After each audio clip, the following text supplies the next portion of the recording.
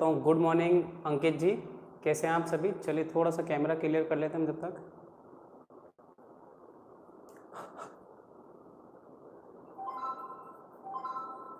चलिए, सो I hope आप सभी लोगों को अब एकदम क्लियरली विजिबल होगा सब कुछ। चलिए, सो दोस्तों आज हम लोग अपना जो चैप्टर है उसे ख़त्म करने की कोशिश करेंगे, इलेक्ट्रिकल पावर का ट्रांसमिशन। जी हाँ, बिजली को हमें आगे भेजना है, ठीक है। बिजली पैदा तो कर लिया लेकिन अब उसका ट्रांसमिशन करना आवश्यक है। तो अब देखते हैं कि किस प्रकार ट्रांसमिशन करेंगे। आज अंकित जी सबसे पहले क्लास में आ चुके हैं। चलिए, सो अभी देखिए, कल तक हम लोगों ने कौन कौन से टॉपिक कवर कर लिए थे। कल हमने ये पढ़ा था कि एसी जनरेशन होता है, फिर उसके बाद primary distribution transmission, secondary transmission, primary distribution, secondary distribution के बारे में पढ़ लिया था। उसके बाद हमने देखा था कि एसी ट्रांसमिशन के क्या फायदे हैं, एसी ट्रांसमिशन के क्या नुकसान हैं, ठीक है, और हम लोग क्यों एसी के लाभ क्या है, ठीक है। एसी के लाभ क्या है, जैसे कि हमारा वोल्टेज में बढ़ोतरी कर रहे थे, जिस वजह से लॉसेस कम हो रहे थे, वोल्टेज बढ़ाने से लॉसेस कम हो रहे थे, और वोल्टेज बढ़ाने से कॉपर की सेविंग हो रही थी, वोल्टेज बढ़ाने से वोल्टेज रेगुलेशन कम हो रहा था, और हमारा एसी इस्तेमाल करने से क्या हो रहा था, पावर ऑटोमेटिकली इंक्रीज हो रही थी। तो ये सारे कुछ टॉपिक्स थे जो कि हमने पढ़ लिए थे। Karan good morning, Ramniwas Gurpal, Ramniwas Gurpal good morning, Rajinikant Barwar hello नमस्कार, स्वागत है आपका। रजनीकांत जी काफी दिनों बाद आए आप, और ये करण भी 2-4 दिन बाद आए क्लास में आज। चलिए, सो ये सारे टॉपिक थे जो कि हमने ऑलरेडी कवर कर लिए थे। अब अगर सबको क्लियरली विजिबल है सब कुछ, तो अब हम थोड़ा सा आगे की बात करते हैं, ठीक है। अब हम आगे की बात करते हैं। आज जो हम लोग टॉपिक करने वाले वो है इलेक्ट्रिकल डिस्ट्रीब्यूशन लाइन, ठीक है। इलेक्ट्रिकल डिस्ट्रीब्यूशन लाइन के बारे में हम लोग आज बात करेंगे।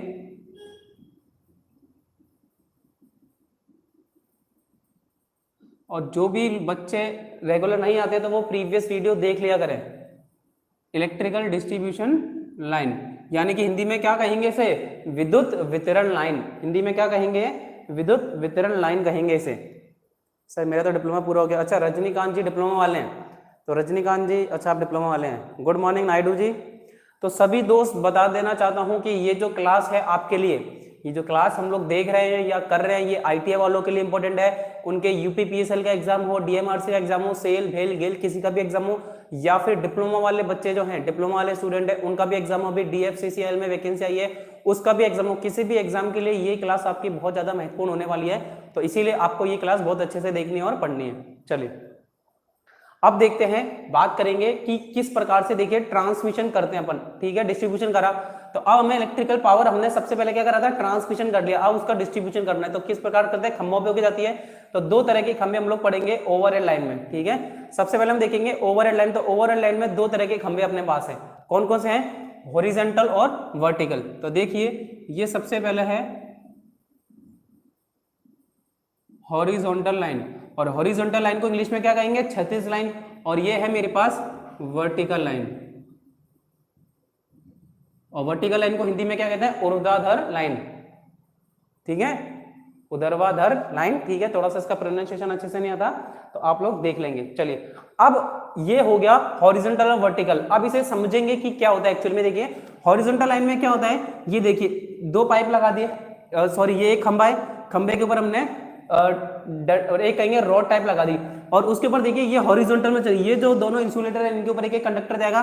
तो ये दोनों कंडक्टर कैसे हैं, हॉरिजॉन्टल है। हॉरिजॉन्टल कहते हैं जब दो चीजें एक समान हो। तो देखिए, ये बोर्ड है, डस्टर है, और ये हमारा क्या है, मार्कर है। तो ये दोनों हॉरिजॉन्टल है अभी, ठीक है, एक दूसरे के रिस्पेक्ट में ये दोनों क्या है, अभी हॉरिजॉन्टल है। वर्टिकल कैसा हो जाएगा, ये एक के ऊपर एक, ठीक है। तो ये अगर एक के ऊपर एक लगे हैं तो ये हो गया वर्टिकल, और हॉरिजॉन्टल अगर ये दोनों एक साथ चल रहे हैं, ठीक है, एक साथ एक ही प्लेन में है, एक साथ एक ही प्लेन या एक ही एक्सिस में, तो वो हॉरिजॉन्टल, अदरवाइज वर्टिकल। तो देखो, ये दोनों एक दूसरे के रिस्पेक्ट में हॉरिजॉन्टल है, लेकिन अगर मैं इन दोनों की बात करूं तो ये वर्टिकल है। तो हॉरिजॉन्टल कहां पे इस्तेमाल किया जाता है, देखिए लो वोल्टेज में, मीडियम वोल्टेज में और हाई वोल्टेज, तीनों जगहों पर मीडियम वोल्टेज इसका हॉरिजॉन्टल लाइन का इस्तेमाल किया जाता है। जो अपने को ध्यान रखना है कि हॉरिजॉन्टल लाइन का लो वोल्टेज, मीडियम वोल्टेज तथा हाई वोल्टेज तीनों जगहों पे इस्तेमाल किया जाता है। बस इतनी सी बात हमें ध्यान रखनी है इसके अंदर। क्लियर है सबको? चलिए पवन गुड मॉर्निंग। तो ये चीजें आपको क्लियर होगी। चलिए अब आगे बढ़ते हैं वर्टिकल लाइन। तो वर्टिकल लाइन में दोस्तों क्या होता है कि एक के ऊपर एक कंडक्टर होते हैं, इसमें एक के ऊपर एक कंडक्टर होते हैं, और ये जो है कहां तक इस्तेमाल की जाती है, लो और मीडियम वोल्टेज के लिए। सिर्फ और सिर्फ हम ये चीज ध्यान रखेंगे, लो वोल्टेज और मीडियम वोल्टेज के लिए इस्तेमाल की जाती है। यानी कि अब आपसे एग्जाम में ये पूछा जाएगा, बताइए हाई वोल्टेज के लिए किस प्रकार के खंबे इस्तेमाल किए जाते हैं, हाई वोल्टेज के लिए किस प्रकार की लाइन इस्तेमाल की जाती है डिस्ट्रीब्यूशन। तो हम क्या टिक करेंगे, हॉरिजॉन्टल, ठीक है। और अगर मीडियम और लो वोल्टेज आया तो हमारा दोनों ऑप्शन टिक करेंगे हम लोग, ठीक है। ए व बी दोनों दे रखा होगा कि हॉरिजॉन्टल लाइन या डिस्ट्रीब्यूशन वर्टिकल लाइन कौन सी इस्तेमाल की जाती है मीडियम वोल्टेज में। तो ए ऑप्शन होगा हॉरिजॉन्टल, बी ऑप्शन होगा वर्टिकल, सी ऑप्शन होगा ए व बी दोनों। तो अपन क्या टिक करके आएंगे, वहां पे ए व बी दोनों इस्तेमाल टिक करके आएंगे। अभिषेक गुड मॉर्निंग। चलिए फटाफट से देखेंगे। तो ये चीज समझ आ गई, हॉरिजॉन्टल और वर्टिकल लाइन किस प्रकार से होती है कि ट्रांसमिशन और डिस्ट्रीब्यूशन में दो तरह की लाइनें चलती है, हॉरिजॉन्टल और वर्टिकल। हॉरिजॉन्टल तो एक के साथ एक चलती है, वो हॉरिजॉन्टल जो कि लो, मीडियम और हाई वोल्टेज में काम आती है। वर्टिकल लाइन एक के ऊपर एक जो वायर होते हैं उन्हें वर्टिकल कहा जाता है, जो कि लो और मीडियम वोल्टेज में काम आती है। सब लोग यस कर देंगे अगर ये चीज क्लियर है, फिर हम लोग इसके बाद आगे बढ़ते हैं। क्लियर है ना सबको ये चीज?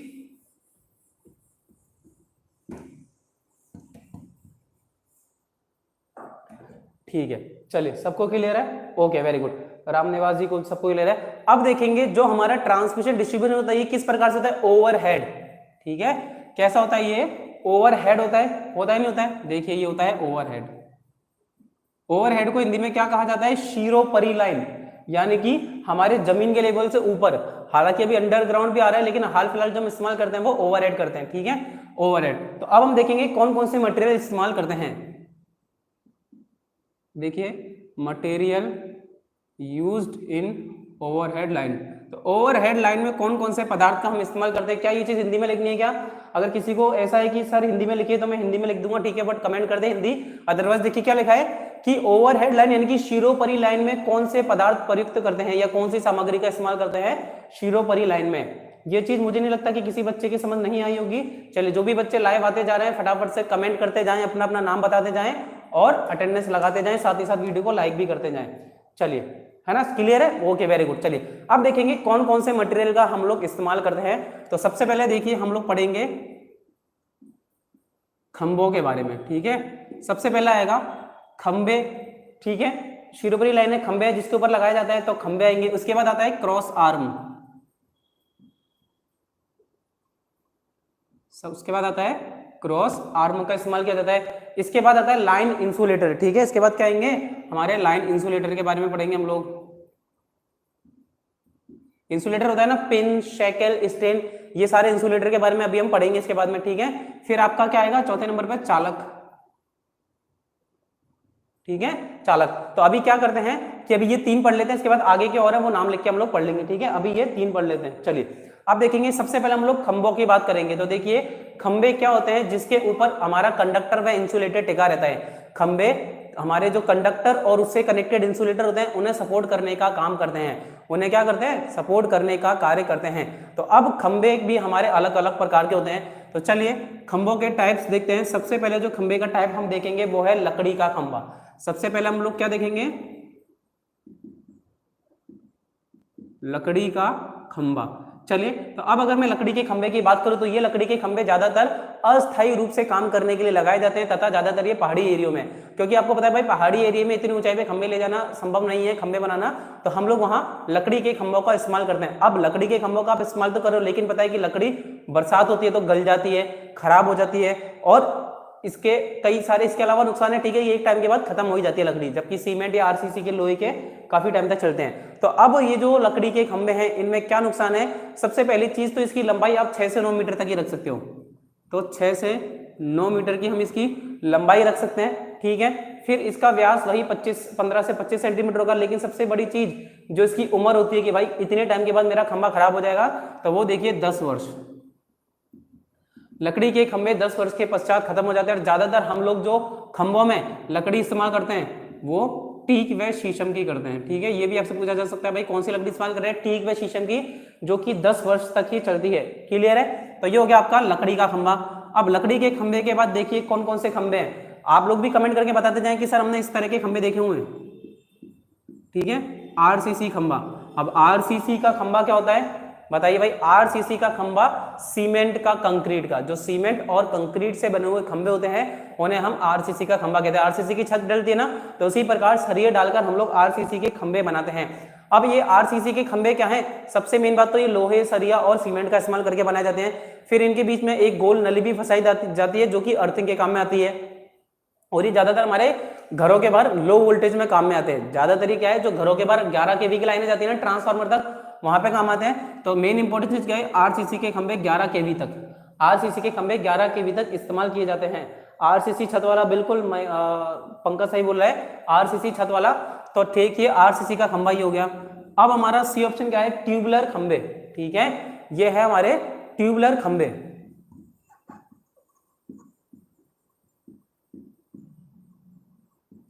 अब बताइए, क्या कभी किसी ने ट्यूबुलर खंभों के बारे में पढ़ा है?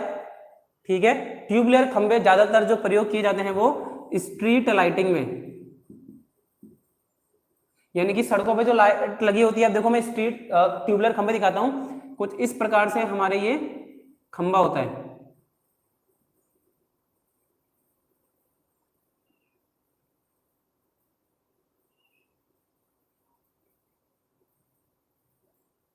जिनका व्यास धीरे धीरे धीरे धीरे धीरे करके घटता जाता है। तो ट्यूबुलर खंबे ऐसा है ना, देखो थोड़े मोटे नीचे से, फिर थोड़े पतले, फिर थोड़े पतले, थोड़े पतले होते जाते हैं, तो वो ट्यूबुलर खंबे कहलाते हैं, जो कि स्ट्रीट लाइटिंग में इस्तेमाल होते हैं। जी हाँ दोस्तों, स्ट्रीट लाइटिंग में तो आपसे क्वेश्चन पूछा जा सकता है, बताइए स्ट्रीट लाइटिंग में किस प्रकार के खंबे प्रयुक्त होते हैं? आरसीसी खंबा, लकड़ी का खंबा, ट्यूबुलर खंबे या रेल लाइन वाले खंबे? तो हम क्या टिक करेंगे, ट्यूबुलर खंबों का इस्तेमाल स्ट्रीट लाइटिंग में किया जाता है। गुड मॉर्निंग चिराग, चलो चिराग शायद, ठीक है चलिए, तो ये हो गया। अब अगला है हमारा डी, रेल लाइन के खंबे।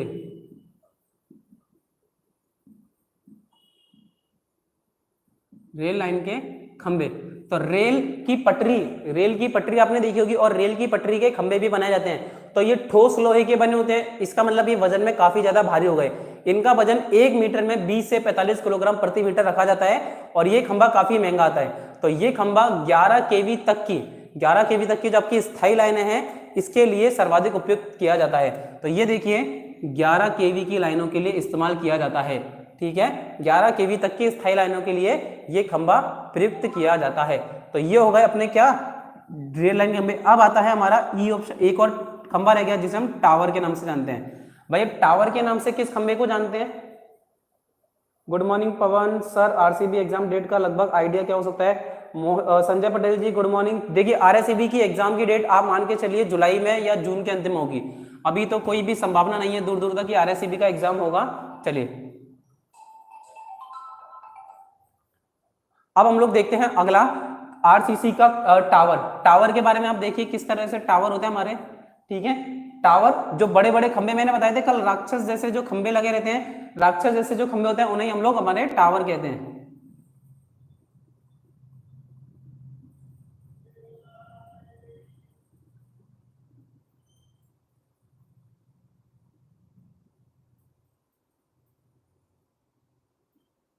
ठीक है, इस प्रकार के आप लोगों ने खंबे देखे होंगे।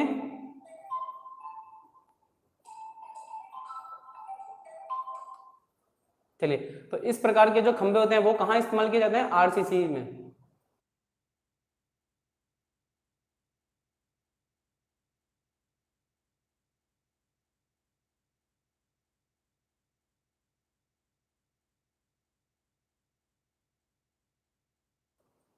चलिए अब देखते हैं अगली टॉपिक।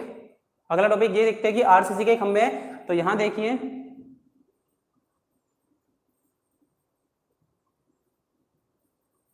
तो इस प्रकार के हमारे आरसी टावर होते हैं। ठीक है, टावर, अब टावर कहां इस्तेमाल किए जाते हैं? ये 11 केवी और उससे ऊपर की लाइन के लिए। ठीक है, ज्यादातर तो मैं ये कह दूंगा भाई 33 केवी और उससे ऊपर के लिए हम लोग क्या करते हैं, टावर का इस्तेमाल करते हैं। तो टावर आपने देखा होगा आपके कई लोगों के गांव में या घरों के बाहर ऐसे राक्षस जैसे खड़े रहते हैं बड़े बड़े, तब होते हैं हमारे आरसीसी के खंबे। सॉरी सर थोड़ा लेट हो गया, कोई बात नहीं पवन। तो अब ये बताइए मुझे, क्या आपको ये चीज क्लियर है कि आरसीसी के खंबे, लकड़ी के खंबे, ट्यूबुलर खंबे, रेल लाइन के खंबे और टावर, कौन से खंबे कहां पर इस्तेमाल किए जाते हैं? सभी लोगों को अगर टॉपिक क्लियर हो गया हो तो फटाफट से सब लोग यस कमेंट कर देंगे, और जिसने वीडियो अभी तक लाइक नहीं करी तो फटाफट से लाइक कर देगा। जल्दी से कमेंट करके बताएं क्या आपको ये सारे टॉपिक क्लियर है।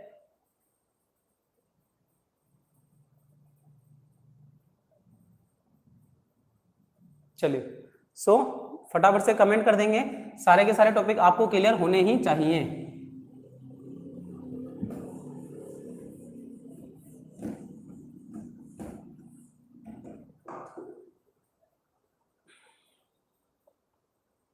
चलिए क्लियर है, सबका मैसेज आ चुका है, बहुत ही बढ़िया। अब देखिए हम लोग बात करते हैं क्रॉस आर्म की।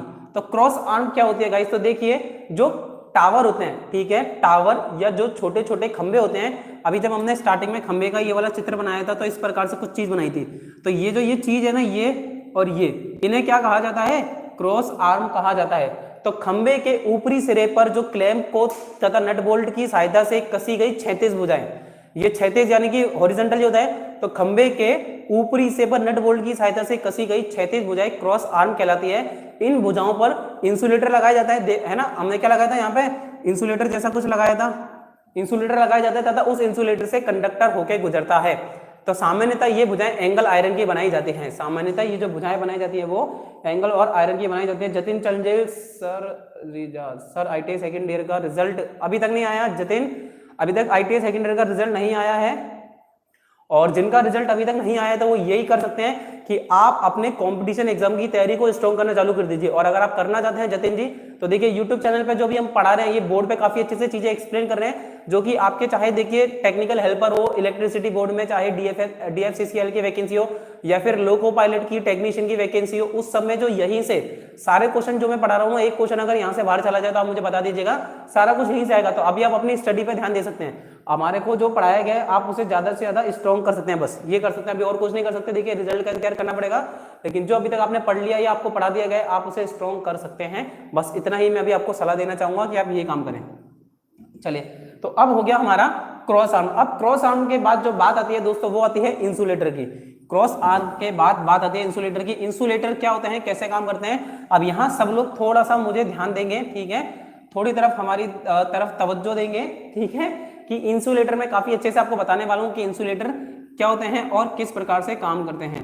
सबसे पहले हमारा आ जाएगा पिन इंसुलेटर। सबसे पहले कौन सा इंसुलेटर आ जाएगा मेरा? Pin insulator. तो देखिए पिन इंसुलेटर किस प्रकार के होते हैं, तो डायग्राम पहले हम एक बार ड्रॉ कर लेते हैं। देखिए इंसुलेटर हमारा बहुत ही ज्यादा इंपॉर्टेंट टॉपिक है। इस तरह का डायग्राम बनाया जाता है, फिर ये इस तरह से कुछ छतरी जैसे बनाए जाते हैं, ठीक है, कि एक दूसरे को कवर करते हुए चल जाएंगे, या फिर ऊपर से इन्हें इस तरह के हमारे इंसुलेटर बनाए जाते हैं। तो ये है मेरा पिन इंसुलेटर। ये कौन सा इंसुलेटर है? Pin insulator. तो ये डबल पोल तथा ट्रिपल पोल शेड वाले बनाए जाते हैं। ये देखो, ये तो डबल पोल हो गया। अगर मैं इसके ऊपर एक और ये चीज बना दूंगा तो ये ट्रिपल शेड वाला हो गया। तो डबल पोल तथा ट्रिपल शेड वाले ये पोल बनाए जाते हैं। चलिए, ओके, वेरी गुड। सो अब इसका क्या प्रयोग किया जाता है? इसका प्रयोग सीधी लाइन में किया जाता है। इनका प्रयोग सीधी लाइन में किया जाता है, ठीक है, ये चीज ध्यान रखेंगे। फिर इन इंसुलेटर का प्रयोग देखिए हम लोग 11 kV तक की लाइन में करते हैं।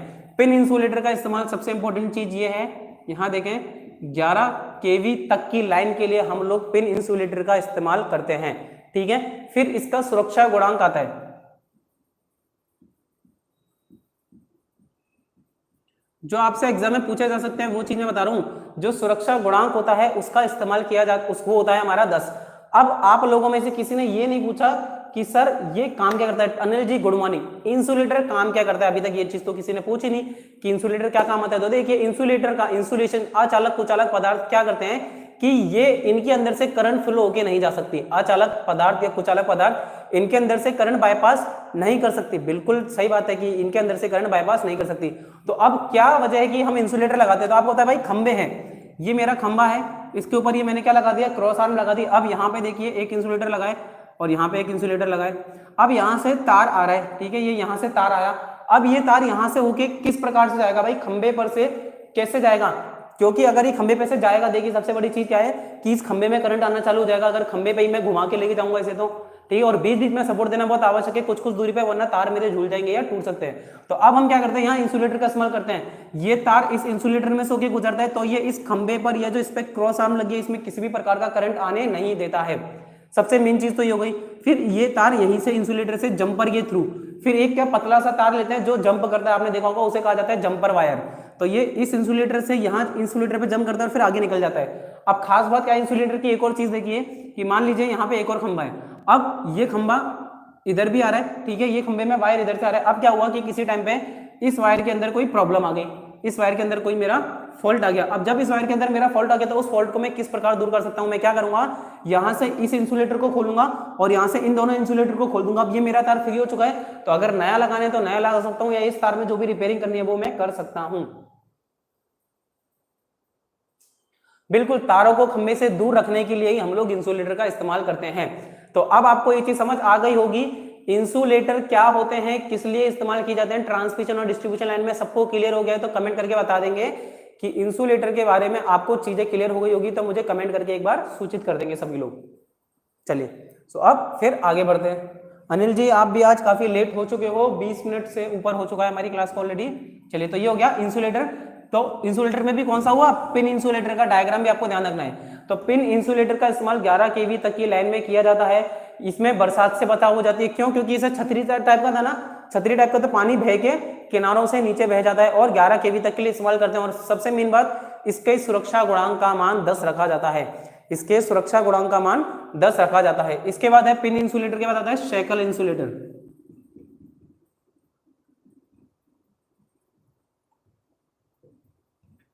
पिन इंसुलेटर हो गया, तो पिन इंसुलेटर के बाद दूसरा नाम आता है शेकल इंसुलेटर।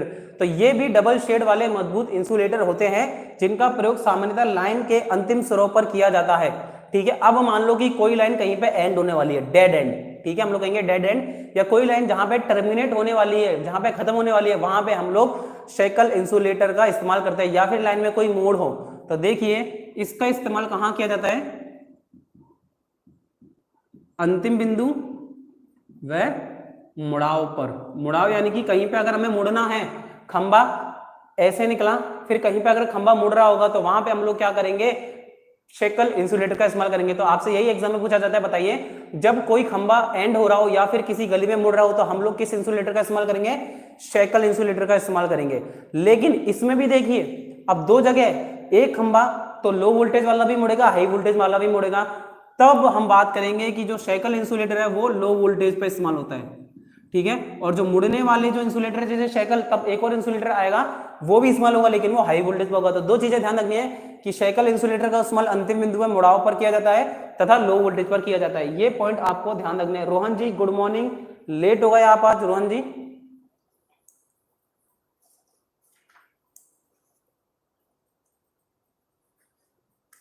तो ये पॉइंट आपको क्लियर हो गया होगा कि शेकल इंसुलेटर का इस्तेमाल कहां और कैसे किया जाता है। अब देखें कि ये इंसुलेटर, ये जो शेकल इंसुलेटर है, ये हॉरिजॉन्टल या वर्टिकल किसी भी स्थिति में इस्तेमाल हो सकते हैं। मेन चीज ये कि ये हॉरिजॉन्टल या वर्टिकल किसी भी स्थिति में इस्तेमाल किए जा सकते हैं।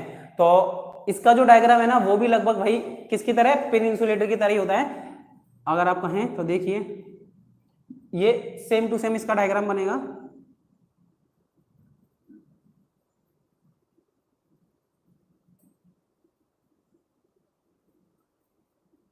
ठीक है, ये हमारा क्या हो गया, शेकल इंसुलेटर का डायग्राम हो गया। तो ठीक है, शेकल इंसुलेटर डेड एंड पे या मुड़ाव पर काम में लिया जाता है तथा इसमें क्या होता है, लो वोल्टेज का इस्तेमाल किया जाता है। ये चीज आपको समझ आ गई होगी, ठीक है। सभी लोग बीच में यार रिस्पॉन्स दे दिया करो, मुझे ऐसा लगता है कि बच्चे बस ऐसे ही मोबाइल चालू करके बैठे हुए और उन्हें कुछ समझ नहीं आ रहा, ठीक है। तो बीच में थोड़ा रिस्पॉन्स दे दिया करो ताकि इंटरेक्शन होता रहे और मुझे पता पड़ता रहे, हाँ भाई सब चीजें अच्छे से चल रही है और बच्चे क्लास में प्रेजेंट हैं। अब इसके बाद आता है सस्पेंशन इंसुलेटर। तो सस्पेंशन यानी कि किसी तरह की पेंशन तो नहीं मांग रहा हमसे, लेकिन ये बहुत ज्यादा काम का इंसुलेटर है। सस्पेंशन इंसुलेटर की मैं बात करूं तो ये हमारे लिए बहुत ही ज्यादा काम का इंसुलेटर है। अब बहुत ज्यादा काम का इंसुलेटर क्या है कि मैंने अभी तक बात की कि पिन इंसुलेटर 11 kV तक काम में आता है, लेकिन आपने बड़े बड़े जो खंबे लगे रहते हैं वहां पे आ रहा है सर, अच्छा जतिन जी, रोहन जी, चले।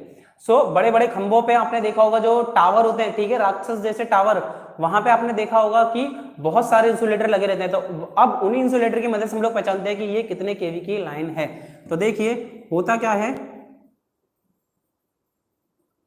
इस तरीके से हमारे क्या होता है, हमारे जो इंसुलेटर होते हैं,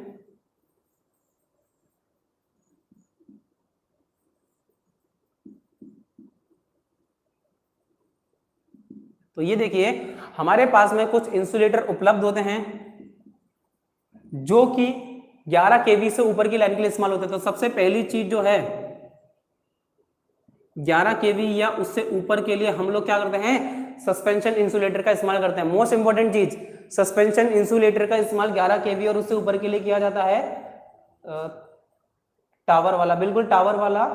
चलिए, तो सस्पेंशन इंसुलेटर का इस्तेमाल 11 केवी से ऊपर की लाइन के लिए किया जाता है, यानी कि हाई और एक्स्ट्रा हाई वोल्टेज के लिए किए जाते हैं और उन्हें सस्पेंशन इंसुलेटर कहते हैं। इन इंसुलेटर की अपेक्षा इनकी लंबाई, ये जो इंसुलेटर है ना, इनकी लंबाई अधिक रखी जाती है और इन्हें क्रॉस आर्म पर पर्याप्त दूरी में भी रखा जाता है। चलिए, ये सब बात हो गया। निचले भाग में क्लैंप लगाकर टावर को, वायर को लगाया जाता है। ठीक है, जो वायर है वो निचले भाग में आता है, वायर जो है हमारा निचले भाग में आता है।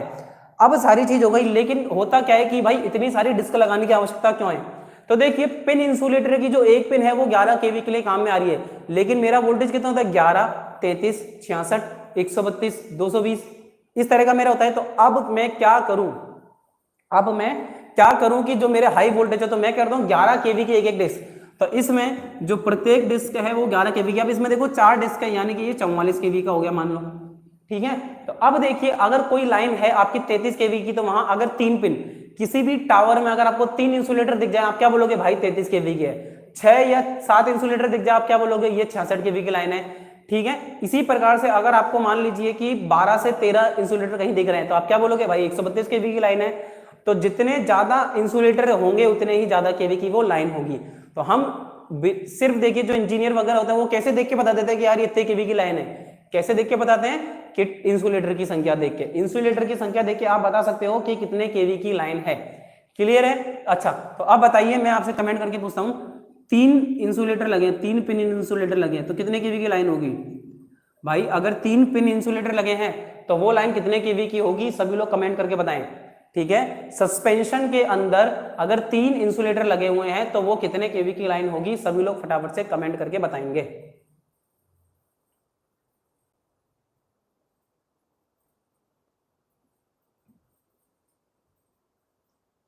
अनिल और संजय जी का कमेंट आया अभी तक। बाकी बच्चे भी क्या कर रहे हैं, जल्दी से कमेंट करें कि अगर 3 इंसुलेटर का सस्पेंशन में इस्तेमाल किया जाता है तो कितने केवी की लाइन है? कितने केवी की लाइन है? चलिए, जतिन, रोहन, पवन, संजय, अनिल का आंसर आ चुका है। वेरी गुड, 33 केवी की लाइन है। तो ये चीज आपको क्लियर हो गई होगी। फिर देखिए कि अगर इसमें सबसे बड़ा फायदा क्या है, अगर ये जो लड़ी है, ठीक है, सस्पेंशन उसे एक तरह से लड़ी कहते हैं, अगर इस लड़ी में से कोई भी एक इंसुलेटर खराब हो जाता है तो क्या होता है? उस एक इंसुलेटर को बदला जाता है, ना कि पूरी की पूरी लड़ी को बदला जाता है। सबसे बड़ा फायदा है। अगर मैं सीधे सीधे 66-33 केवी का एक इंसुलेटर ले लूंगा तो एक तो कॉस्टली आएगा, कॉस्टली आने के साथ अगर एक बार खराब हो गया तो खराब हो गया। जबकि यहाँ अगर एक 11 केवी का इंसुलेटर खराब होता है तो मैं उसे बदलकर नया लगा सकता हूँ। चलिए, करण नायडू जी, अभिषेक, जतिन और अंकित, सभी का आंसर सही है। Very good. बाकी बच्चे आंसर नहीं दे रहे, जैसे कि चिराग, पवन, तो आप लोग भी आंसर दीजिए। ठीक है, चलिए, तो ये हो गया हमारा खंभों के बारे में। पिन इंसुलेटर 11 केवी, सुरक्षा गुणांक 10।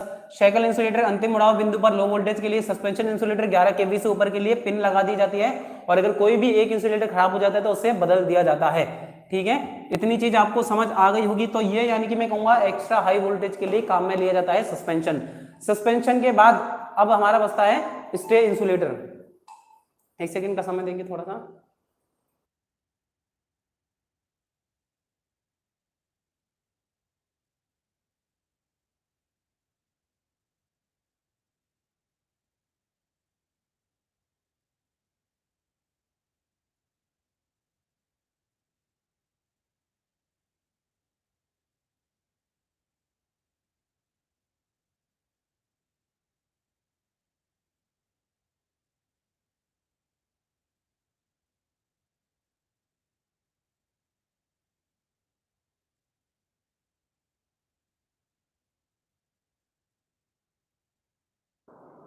चलिए, अब हमारा जो लास्ट है स्टे इंसुलेटर। ठीक है,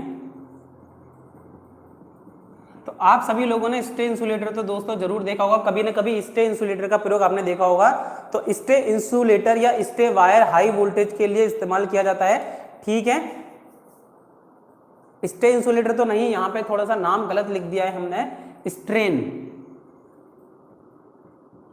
ठीक है, स्ट्रेन इंसुलेटर। अभी देखिए, मैंने आपको बताया था कि शेकल इंसुलेटर अंतिम मुड़ाव बिंदु पर इस्तेमाल किया जाता है, तो इसे भी यहां लिखेंगे अंतिम वह मुड़ाव पर इस्तेमाल किया जाता है, मुड़ाव बिंदु या अंतिम बिंदु पर इस्तेमाल किया जाता है, लेकिन कहां पर? हाई वोल्टेज पर। जब भी हाई वोल्टेज में मोड़ना है या डेड एंड देना है तब हम लोग क्या करेंगे? स्ट्रेन इंसुलेटर का इस्तेमाल करेंगे। तो ये चीज समझे, पिन इंसुलेटर 11 केवी तक की लाइन के लिए इस्तेमाल किया जाता है और सुरक्षा गुणांक इसका 10 रखा जाता है, डायग्राम बता दिया था। फिर शेकल इंसुलेटर अंतिम मुड़ाव बिंदु पर लो वोल्टेज के लिए, सस्पेंशन इंसुलेटर 11 केवी और उससे अधिक के लिए इस्तेमाल किया जाता है, और स्ट्रेन इंसुलेटर अंतिम बिंदु व मुड़ाव बिंदु पर हाई वोल्टेज के लिए इस्तेमाल किया जाता है। अब बताओ क्या इंसुलेटर के बारे में आपको ये सारी चीजें क्लियर हुई कि नहीं? इंसुलेटर टॉपिक में सारी चीजें क्लियर हुई कि नहीं? भाई अगर नहीं लगाएंगे तो खंबे में करंट जाएगा ना भाई मेरे, बिल्कुल। रोहन जी अगर इंसुलेटर नहीं लगाएंगे तो क्या होगा? खंबे में करंट बहने लग जाएगी, जिस वजह से हमें नुकसान हो सकता है, मेरी लाइन को और हमारी जान को भी नुकसान हो सकता है। और बाकी लोग कमेंट करके बताएं कि आपको क्या चीज समझ नहीं आई।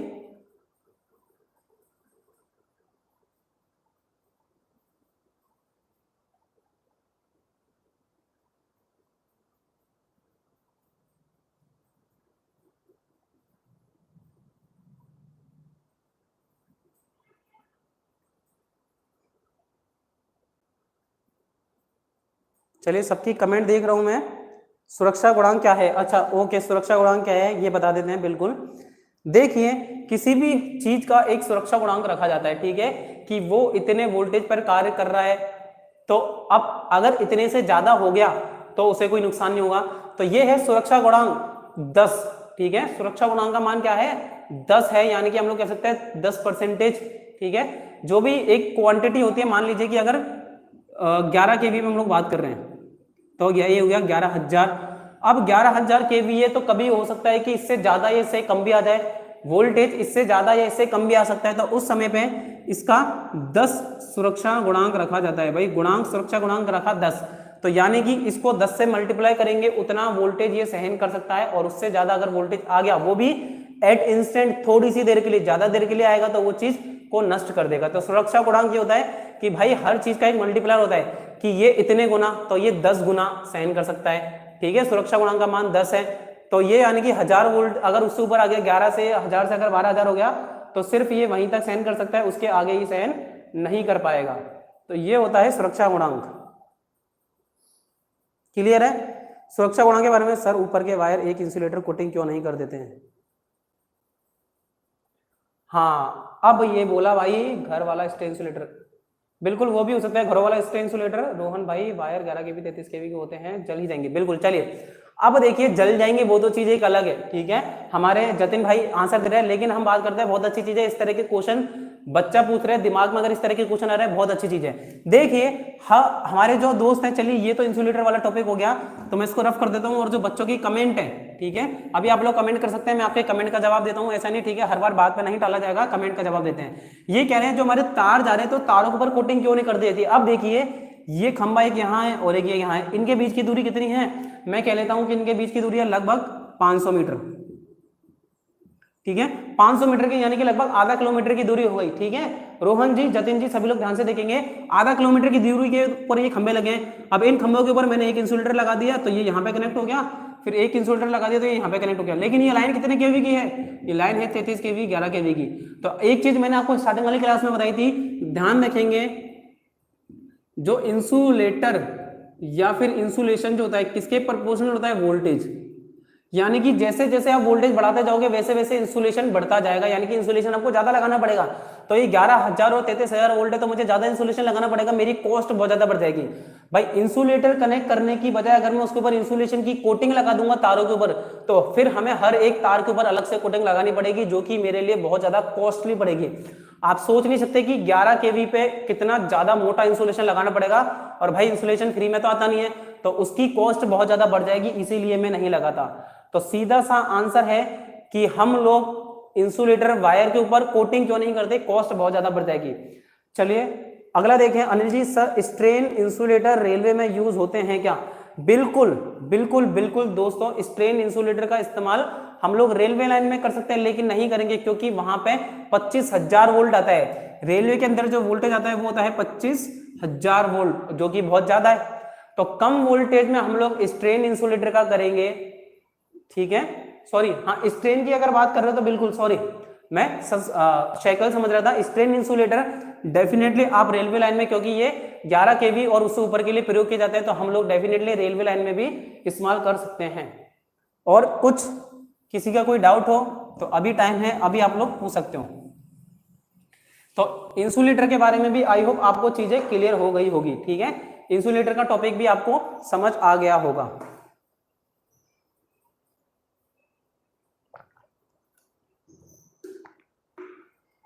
आज भी काफी कम बच्चे आए क्लास में। सर वायर का वजन भी तो बढ़ जाएगा और खंबे पास पास लगाने पड़ेंगे और खर्चा ज्यादा। बिल्कुल जतिन सही बात है। देखिए कॉस्ट बढ़ेगी, हर चीज की कॉस्ट बढ़ जाएगी। तार का वजन बढ़ना, बहुत सही बोला आपने, ठीक है मुझे ध्यान दे रहा। तार का वजन बढ़ेगा, फिर खंबे पास पास आप वजन बढ़ गया, चलिए मैं मान लेता हूँ यार वजन बढ़ गया, तो खंबे पास पास लगाने पड़ेंगे, तो ओवरऑल वोल्टेज हाई होता है तो मेरी कॉस्ट बढ़ेगी। अगर मैं इंसुलेशन का प्रयोग करूंगा, कैसा वाला इंसुलेशन, कोटिंग वाला, और अगर मैंने ये इंसुलेटर लगा दिया तो मुझे कोई प्रॉब्लम नहीं होगी। हाँ हालांकि इसमें जान का खतरा बिल्कुल रहता है। मानो कि अगर दो खंबे हैं, ठीक है, ये दो खंबे, अगर इन दो खंभों के बीच में तार लगा हुआ है, वो नंगा तार होता है। अब अगर किसी वजह से वो तार टूट गया, जमीन से टच हो रहा है, तो डेफिनेटली हमें करंट लगने की पूरी संभावना है, और अगर किसी बंदे को छू लिया उस तार ने तो हम लोग मर सकते हैं। लेकिन बहुत ही रेयर केस में होता है, तार अपने आप कभी भी नहीं टूटता। ऐसा होता है भाई किसी बंदे ने खंबे को टक्कर मार दी गाड़ी से, या खंबे पे हथौड़े चलाओगे तब वो तार टूट जाएगा, और वो तार टूटेगा तो बिल्कुल डेफिनेटली आपको चोट लगने की संभावना हो सकती है। चलिए धन्यवाद। चलिए अब हम लोग अपना अगला टॉपिक स्टार्ट करते हैं, कंडक्टर। तो कौन कौन से कंडक्टर हैं जो कि हम लोग इस्तेमाल करते हैं हमारे ट्रांसमिशन डिस्ट्रीब्यूशन लाइन में। चलिए तो चालक है, अब हम चालक को यहां लिख लेते हैं, ठीक है। तो ये कुछ ज्यादा हम लोग इसमें डीपली नहीं जाएंगे। सबसे पहला आप लोगों को पता है कौन से कंडक्टर का इस्तेमाल किया जाता है, कॉपर कंडक्टर। कॉपर कंडक्टर सबसे बेस्ट है, महंगा भी नहीं है, लेकिन तांबे की ओवरहेड लाइन के लिए एक आदर्श पदार्थ माना जाता है, एक आइडियल पदार्थ माना जाता है, जिसके कारण इसकी कैपेसिटी, एक तो विद्युत चालकता हाई है, तनन सामर्थ्य यानी कि इसकी जो खिंचाव की वो है ना वो भी बहुत हाई होती है। लेकिन हम लोगों ने क्या करा है, क्योंकि इसकी कीमत बहुत ज्यादा होती है, एल्यूमिनियम की तुलना में तांबे की कीमत 5 गुना होती है, इसीलिए हम लोग तांबे का इस्तेमाल आजकल कम करते हैं। तो कॉपर का इस्तेमाल कम किया जाता है। लेकिन हम बात करें इसकी चालकता बहुत ज्यादा उच्च रखी जाती है। फिर कॉपर के बाद कौन सा कंडक्टर आ गया, एल्यूमिनियम। तो एल्यूमिनियम कंडक्टर क्या हो रहा है, कहेंगे इसकी चालकता ठीक है, मॉडरेट है, कॉपर से कम है, लेकिन इसकी कॉस्ट कम है। तो तांबे की ओवरहेड लाइन में, कॉपर की सॉरी, ये चालक सामान्यतः तांबे की तुलना में, और इसमें जो तनन सामर्थ्य है जल्दी टूट भी जाता है, लेकिन इतना भी जल्दी नहीं टूटता, लेकिन कॉपर के कंपैरिजन में जल्दी टूटता है। कॉपर के कंपैरिजन में इसकी चालकता कम होती है। लेकिन अगर हम बात करें तो ये कॉपर की तुलना में सस्ते तथा टिकाऊ होते हैं। सबसे बड़ी बात जो हमें देखनी है, वजन में हल्के होते हैं। तो एल्यूमिनियम चालक का इस्तेमाल क्यों किया जाता है, वजन में हल्के होते हैं, इनका आयतन बहुत ज्यादा होता है। आप देखो अगर एक ये सेम वजन है, अगर इस शेप का अगर मेरे पास कॉपर का टुकड़ा है तो वो कम से कम होगा आधा किलो 1 किलो का, लेकिन अगर यही एल्यूमिनियम का टुकड़ा है तो ये मात्र 100 से 200 ग्राम का भी नहीं होगा। यानी कि इन चालकों का वजन बहुत ज्यादा कम होता है। 10 बजे से होती है क्लास डेली, जतिन जी 10 बजे से डेली क्लास हो रही है। 2 चैप्टर ऑलरेडी कवर हो चुके हैं और ये तीसरा चैप्टर भी आज तो कवर नहीं हो पाएगा, मुझे नहीं लगता, क्योंकि इतना आप लोग अच्छे से पढ़वा रहे हैं मुझसे, तो आज ये चैप्टर कवर नहीं हो पाएगा, बट कल डेफिनेटली ये कवर हो जाएगा। चलिए अब देखते हैं स्टे इंसुलेटर। तो एल्यूमिनियम हो गया, सॉरी कॉपर हो गया, एल्यूमिनियम हो गया। कॉपर और एल्यूमिनियम के बाद हम लोग कैडमियम तांबे का भी इस्तेमाल करते हैं।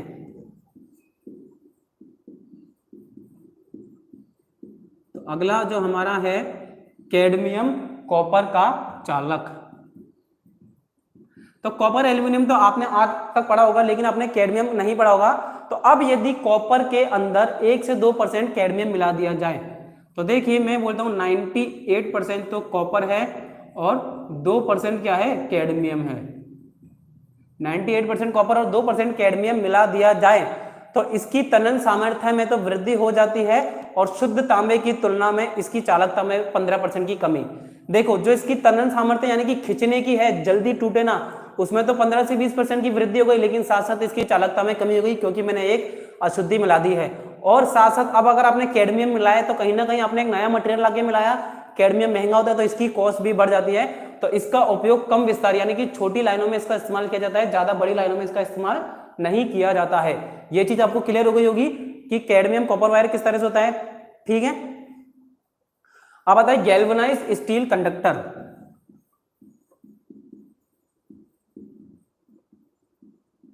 गैल्वेनाइज्ड स्टील चालक, ठीक है, गैल्वेनाइज्ड स्टील चालक। तो ये गैल्वेनाइज्ड स्टील चालक है, इसका उपयोग कम दूरी की लाइनों में किया जाता है। तो हम लिख लेते हैं कि गैल्वेनाइज्ड जो वायर है हमारा स्टील वायर है, इसका उपयोग कम दूरी की ट्रांसमिशन लाइन में किया जाता है। ठीक है, कम दूरी की जो ट्रांसमिशन लाइन है वहां इसका उपयोग किया जाता है। फिर इसका उपयोग ट्रांसमिशन लाइनों में, संचार लाइन है, ट्रांसमिशन लाइनों के साथ संचार लाइनों में भी इसका उपयोग किया जाता है, संचार लाइनों में भी उपयोग है। तो ये साथ ही साथ संचार लाइनें जो होती है ट्रांसमिशन लाइनों में भी बराबर रूप से उपयोगी होती है। ठीक है, लेकिन सबसे बड़ी बात क्या है, क्योंकि ये गैल्वेनाइज्ड स्टील है, कॉपर एल्यूमिनियम से भी नीचे आ गया, तो इसकी चालकता बहुत कम होती है और प्रतिरोध इसका अधिक होता है, इसीलिए इसका इस्तेमाल अधिक दूरी के लिए नहीं किया जा सकता, अधिक दूरी के लिए इसका इस्तेमाल नहीं किया जा सकता। फिर इसके बाद आता है steel reinforced aluminium conductor. Steel reinforced aluminium conductor, aluminium चालक या कंडक्टर आप कुछ भी कह सकते हैं, स्टील रेनफोर्स्ड एल्यूमिनियम चालक। ठीक है, अब ये क्या होते हैं इसके बारे में हम लोग देखते हैं। तो देखिए कि एल्यूमिनियम चालकों की तनन सामर्थ्य बढ़ाने के लिए इसमें क्या करता है, कल मैंने आपको समझाया था क्या किया जाता है कि ये जो एल्यूमिनियम के कंडक्टर होते हैं इनकी क्या होती है, टेंसाइल स्ट्रेंथ कम होती है, यानी कि जल्दी से टूट जाते हैं। तो इनके बीच में एक स्टील की रॉड फंसा दी जाती है। ठीक है, यानी कि क्या करा, ये जो मेरी उंगलियां ये बहुत सारे कॉपर के वायर है, अब इसके बीच में हमने क्या करा, एक स्टील का पाइप या तार फंसा दिया, मोटा तार होता है, और फिर हम लोगों ने इसको इसके ऊपर मरोड़ते जाते हैं। फिर क्या करते हैं, इसको इसके ऊपर मरोड़ते जाते हैं। तो इस तरह से तार बनता है स्टील रेनफोर्स्ड एल्यूमिनियम कंडक्टर। और इसे क्या है कि ये बहुत ज्यादा आजकल काम में होता है और इसके अंदर झोल भी कम होता है, क्योंकि बीच में स्टील की रॉड फंसी है तो वो तो झूल नहीं पाएगी, ये तार तो झूल जाएंगे लेकिन वो स्टील की रॉड तो हमेशा स्ट्रेट रहेगी, टेढ़ी कैसे हो पाएगी। तो इसमें क्या होता है, झोल कम आते हैं और ये अधिक विस्तार के लिए, तो ये कह सकता हूं कि मैं लंबी दूरी के लिए उपयोगी है। ठीक है, लंबी दूरी के लिए इसका उपयोग किया जाता है। ठीक है, आप लोग कह सकते हो कि स्टील रेनफोर्स का इस्तेमाल लंबी दूरी के लिए किया जाता है। ये चीज समझ आ गई। ठीक है, इतने जो 4-5 टॉपिक है ये समझ आ गए, तो अब हम आगे बढ़ते हैं। चलिए, ठीक है, ये 5 नाम आ गए, कॉपर, एल्यूमिनियम, कैडमियम और ये। अब इसके बाद आगे के नाम देख लेते हैं। चलिए, अब यदि आगे के नामों की बात करूं तो एक आता है ACSR कंडक्टर, ACSR कंडक्टर। तो इसका नाम आपको ध्यान रखना है, ठीक है, इंग्लिश में ही इसका नाम ध्यान रखो, एल्यूमिनियम कंडक्टर स्टील रेनफोर्स्ड। कल मैं सबसे ये नाम पूछूंगा, ठीक है। ACSR का नाम आपको इंग्लिश में ध्यान रखना है, क्योंकि एग्जाम में क्वेश्चन आएगा ACSR का पूरा नाम बताइए। अगर ACSR इंग्लिश में तो इंग्लिश में ही तो आपसे नाम पूछा जाएगा। तो ACSR का नाम सब लोग इंग्लिश में ध्यान रखेंगे। सर ये तो तार होता है ना, है उसमें ये छोटे छोटे तार क्यों लेते हैं, एक साथ बड़ा भी तो ले सकते हैं। बिल्कुल एक साथ बड़ा ले सकते हैं, आपकी बात बिल्कुल सही है। ठीक है, अब देखिए आगे हमारे ये टॉपिक आने वाला है, और उससे पहले आपने क्वेश्चन कर लिया, स्किन इफेक्ट का आगे क्वेश्चन आने वाला है। क्या होता है कि एसी में जब हम करंट भेजते हैं तो वो करंट सेंटर में फ्लो ना होकर बाहरी हिस्सों में फ्लो होने लगती है, जिससे मेरा जो आंतरिक हिस्सा है वो व्यर्थ हो जाता है। अब ये आंतरिक हिस्सा जब एक बार व्यर्थ हो गया तो मेरे करंट तो बह रही है, लेकिन उसी से मेरा कॉपर ज्यादा लग रहा है, लेकिन करंट तो बाहरी हिस्सों में बह रही है। तो अब मैं क्या करूं, अब अगर एक मोटा तार, आपने बहुत मोटा तार ले लिया तो अंदर का पूरा हिस्सा तो कम हो गया। फिर आपको क्या करना पड़ेगा, इसके लिए हम लोग क्या करते हैं, छोटे छोटे तारों का इस्तेमाल करा। अब मैंने देखा कि एक तो स्टील की रॉड ली, उसके ऊपर मैंने छोटे छोटे तार ले लिए। अभी भी करंट बाहरी हिस्सों में बहेगी, लेकिन अब छोटे छोटे तार ले लिए तो ये बाहरी हिस्सों में बहेगी।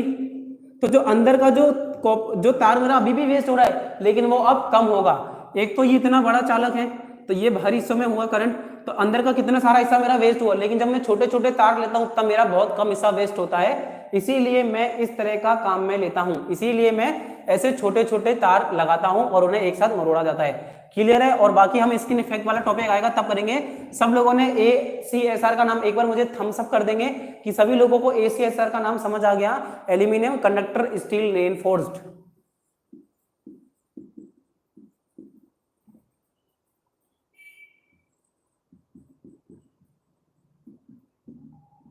इसके बाद आता है एक CCSR, कॉपर का भी इस्तेमाल किया जाता है कई जगहों पे, तो क्या कहेंगे, copper conductor steel reinforce, copper conductor steel reinforce. चलिए काफी सारे बच्चों का कमेंट आ चुका है, और जिन्होंने अभी तक कमेंट नहीं किया है तो वो भी जल्दी से कमेंट कर दें, वो भी जल्दी से कमेंट कर दें,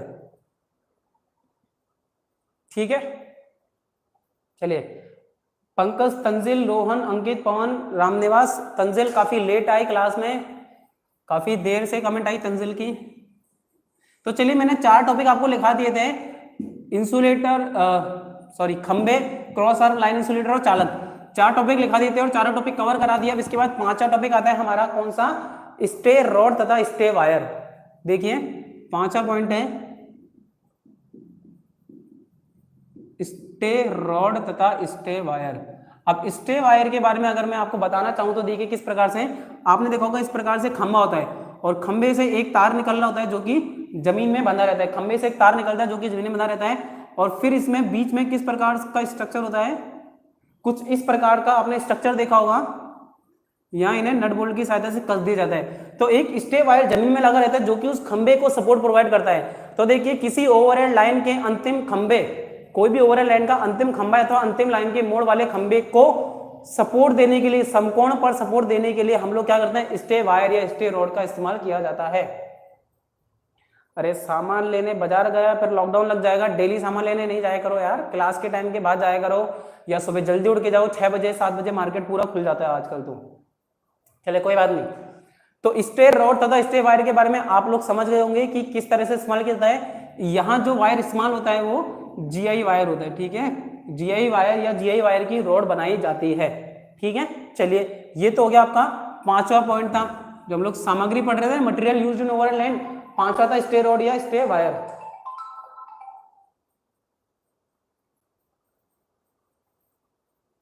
चलिए अगला पॉइंट है हमारा, क्या है अगला पॉइंट, गार्डिंग।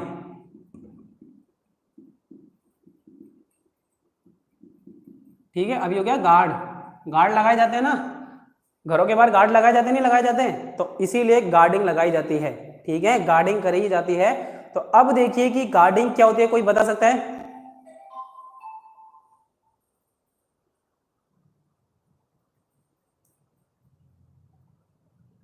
कोई बच्चा बताना चाहेगा गार्डिंग क्या होती है?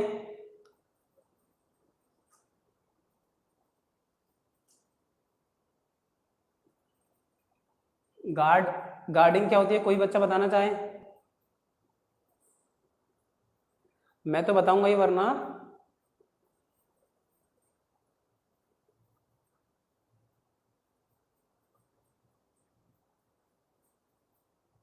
हाँ करंट आता था, रोहन जी कह रहे हैं सपोर्ट, वेरी गुड। देखिए गार्डिंग सपोर्ट नहीं होता, गार्डिंग होता है अर्थिंग। गार्डिंग को हम लोग क्या कहा जाता है, अर्थिंग कह सकते हैं, ठीक है। जो 2 खंबे होते हैं, खंभों के बीच में तार लगाया जाता है। अब आंधी तूफान दुर्घटना किसी भी प्रकार की होने की वजह से वो तार टूटकर जमीन पर गिर सकता है, और अगर वो तार टूटकर जमीन पर गिरा तो हमें क्या होगा, नुकसान हो सकता है, किसी की जान माल को हानि पहुंच सकती है, या उसे गंभीर विद्युत झटका लग सकता है। तो अब हमें क्या करना है कि दोनों खंभों की तरफ, खंबे के दोनों ओर अर्थिंग करना आवश्यक है, खंबे के दोनों ओर अर्थिंग करना आवश्यक है, जिससे कि तार के टूटने की स्थिति में उसे भूमि तक पहुंचने से पूर्व ही अर्थ कर दिया जाता है। और देखिए जो भारतीय विद्युत अधिनियम 88, ये चीज इंपॉर्टेंट है, भारतीय विद्युत अधिनियम 88 के अंतर्गत गार्डिंग की जाती है।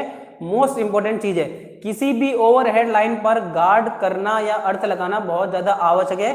ये विद्युत अधिनियम 88 के अंतर्गत आता है, ठीक है। और गार्ड की तनन सामर्थ्य 635 किलोग्राम से अधिक होनी चाहिए। तो जो गार्डिंग लगा रहे हैं इसकी तनन सामर्थ्य, ये सभी वो छोटे छोटे पॉइंट्स है जो कि हम लोग छोड़ देते हैं, इसकी तनन सामर्थ्य 635 किलोग्राम रखी जाती है, ठीक है, कि ये 635 किलोग्राम या उससे अधिक वजन सहन कर सके, कम से कम। ग्राउंड किया रहता है, बिल्कुल बिल्कुल बिल्कुल, बहुत सही आंसर दिया है जतिन जी ने और अनिल टेक्निकल जी ने। चलिए तो चीज समझ आ गई। अब हम देखेंगे गार्डिंग के प्रकार, यानी कि टाइप्स ऑफ गार्डिंग क्या होती है, ठीक है। चलिए हाँ, तो देखिए cradle guarding, cage guarding, bird guarding, bead guarding और ट्रॉली गार्डिंग होती है।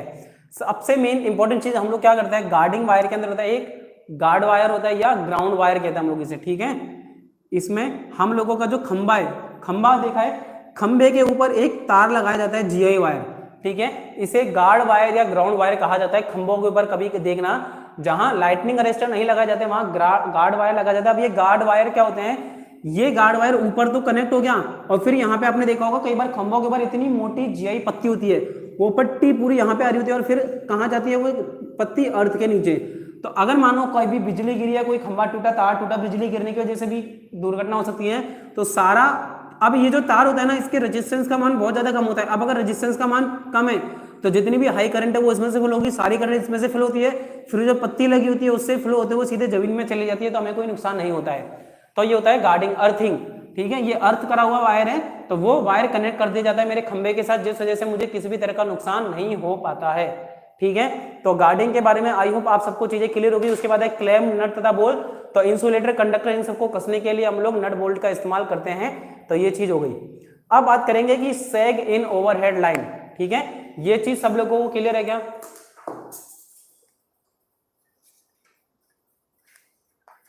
देखो अभी क्या है कि आज की क्लास में ये बाकी की चीजें तो हो पाएगी नहीं, ठीक है। तो अब हम क्या करते हैं कि इसको कल ही पढ़ेंगे, आज हो ही नहीं पाएगा, काफी सारी चीजें रह गई है और फिर कल की क्लास भाई आधा पौन घंटा की करनी पड़ेगी। इससे अच्छा है कि हम आज की क्लास को यहीं समाप्त करते हैं और कल देखेंगे। तो कोई बच्चा जो आज की क्लास में पहली बार जुड़ा है, एक तो जतिन जी हैं जो आज जुड़े हैं, ठीक है। जतिन जी के अलावा और ऐसे कौन स्टूडेंट है जो आज हमारी क्लास में जुड़े हैं, कमेंट करके बता दें जो आज ही जुड़े हैं, ठीक है। कल हम सैग के बारे में पढ़ेंगे। कल हम हमारे बहुत ज्यादा इंपॉर्टेंट टॉपिक है corona losses, skin effect, proximity effect, ये सब हम कल के क्लास में पढ़ने वाले हैं। अब चलिए थोड़ी सी बात कर लेते हैं। हाँ सर, जतिन जी फर्स्ट टाइम आए, तो जतिन जी डेली 10 बजे क्लास होती है, आप अपने बाकी के दोस्तों के साथ भी इन क्लास को शेयर कर सकते हैं।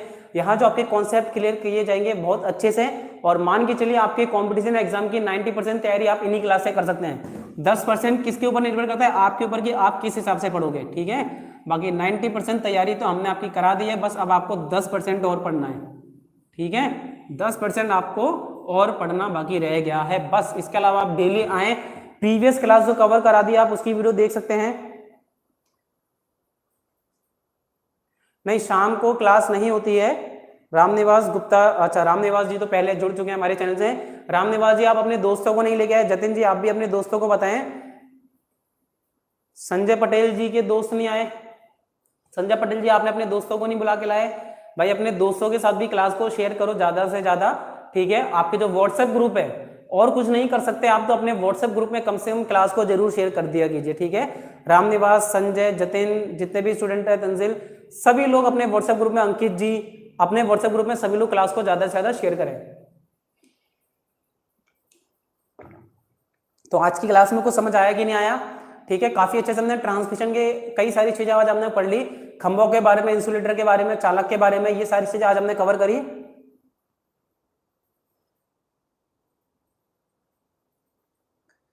सर मैं 3 बार थ्योरी की बैक पढ़ चुका हूं पर अब मन नहीं लगता सर, और मेरा रिजल्ट भी नहीं आ रहा है। कोई बात नहीं जतिन जी, आपका रिजल्ट बहुत जल्द आ जाएगा। Pole to pole distance sir 67 meter होती है, तो एचटी लाइन में कितनी होती है? चलिए ये जो सारी डिस्टेंस है ना, मैं कल की वीडियो में आपको बताऊंगा कि किस पोल में कितनी। देखिए जो पोल की डिस्टेंस है वोल्टेज पर निर्भर करती है। एक चीज ध्यान रखिए, जो आपके पोल की डिस्टेंस है वो वोल्टेज पर निर्भर करेगी। जितने ज्यादा वोल्टेज होंगे उसी हिसाब से हमारी डिस्टेंस रखी जाएगी। तो ये जो सारी डिस्टेंस है मीडियम, लो, हाई वोल्टेज पे निर्भर करती है। तो ये मैं आपको कल की वीडियो में बताऊंगा कि कहाँ पे कितनी डिस्टेंस रखी जाती है, ठीक है। कल बिल्कुल दोस्तों डेफिनेटली हम कल पोल की जो डिस्टेंस है उसके बारे में कल की वीडियो में बात करूंगा। अभी बताएं कि आज सर हाइट भी, हाँ हाइट वाइट सब बता देंगे। अभी आप तो ये बताइए कि आज जो हमने पढ़ाई की है या जो आज चीज मैंने आपको समझाने की कोशिश कीजिए, क्या वो आपको समझ आ गई? रामनिवास जी मैंने इलेक्ट्रिसिटी जनरेशन के टॉपिक करा दिए हैं, कन्वेंशनल और non conventional power plant. Conventional और नॉन कन्वेंशनल पावर प्लांट के बारे में हमने पूरा सब कुछ अच्छे से पढ़ लिया है। चलो वेरी गुड। और पंकज डेली टाइम पे आया करो। जो भी बच्चा लेट आता है उन सभी से रिक्वेस्ट है कि आप टाइम पे आया कीजिए, तो आपको सारी चीज़ें बहुत ज़्यादा अच्छे से समझ आएगी। ठीक है, तो चलिए एक चीज और बताए। बिल्कुल रोहन जी पूछ सकते हैं, आप क्या पूछ रहे हैं जल्दी से पूछिए।